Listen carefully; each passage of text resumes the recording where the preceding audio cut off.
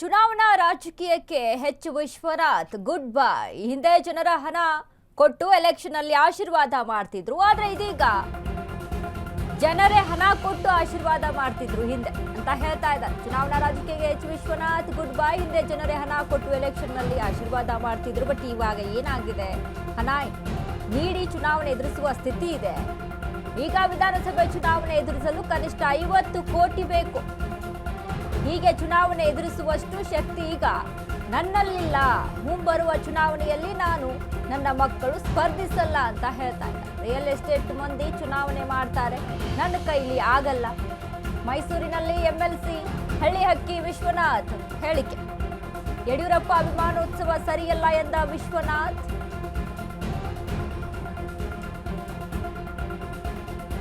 ಚುನಾವಣಾ ರಾಜಕೀಯಕ್ಕೆ ಹೆಚ್ಚು ವಿಶ್ವನಾಥ್ ಗುಡ್ ಬೈ ಹೇಳಿದ್ರ ಅಂತ. ಹಿಂದೆ ಜನಾನೇ ಹಣ ಕೊಟ್ಟು ಎಲೆಕ್ಷನ್ಗೆ ಆಶೀರ್ವಾದ ಮಾಡ್ತಿದ್ರಂತೆ, ಬಟ್ ಈಗ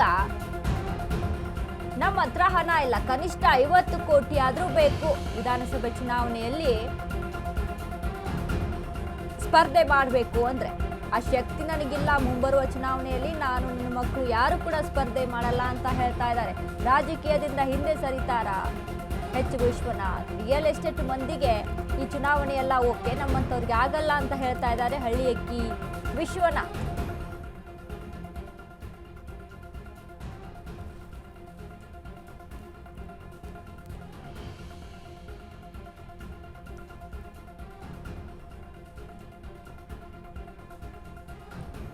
ಎಸ್, ಈಗಾಗಲೇ ನೋಡಿ, ರಾಜಕೀಯ ವಿಚಾರಕ್ಕೆ ಸಂಬಂಧಪಟ್ಟಂತೆ ಮಾತಾಡೋದಾದ್ರೆ ಹಳ್ಳಿಹಕ್ಕಿ ಅಂತಾನೆ ಫೇಮಸ್ ಆಗಿರುವಂತಹ ವಿಶ್ವನಾಥ್ ಅವರು ರಾಜಕೀಯವಾಗಿ ಹೇಗೆ ಬಂದಿದ್ದಾರೆ, ನಡ್ಕೊಂಡು ಬಂದಂತಹ ರೀತಿಗಳು. ಬಟ್ ಇನ್ನು ಅದ್ರ ಜೊತೆಗೆ ಮತ್ತೊಂದು ಹೇಳಿಕೆ, ಯಡಿಯೂರಪ್ಪ ಅವರ ಅಭಿಮಾನೋತ್ಸವ ಈಗ ಸರಿಯಲ್ಲ ಅಂತ.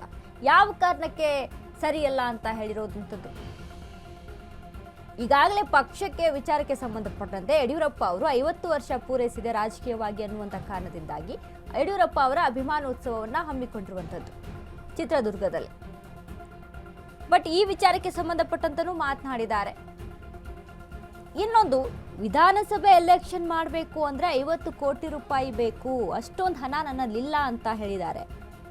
ನಿಜವಾಗ್ಲೂ 50 ಕೋಟಿ ರೂಪಾಯಿ ಅಂದ್ರೆ ಕೊಟ್ಟು ಎಲೆಕ್ಷನ್ ಅನ್ನ ಮಾಡ್ಕೊಳ್ತಾರ ಅಂದ್ರೆ, ಈ ಹಿಂದೆ ಜನಾನೇ ಹಣ ಕೊಡ್ತಿದ್ರು, ಈಗ ನಾವೇ ಹಾಕಬೇಕು ಅಂತ ಅಂದ್ರೆ ಈ ಒಂದು ಮಾತಿನ ಒಳ ಅರ್ಥಗಳನ್ನ ನಾವು ತಿಳ್ಕೊಂಡು ನೋಡಿದಾಗ ರಾಜಕೀಯವಾಗಿ ಏನೆಲ್ಲ ಅರ್ಥಗಳನ್ನ ಕೊಡ್ತಾ ಹೋಗ್ತಾವೆ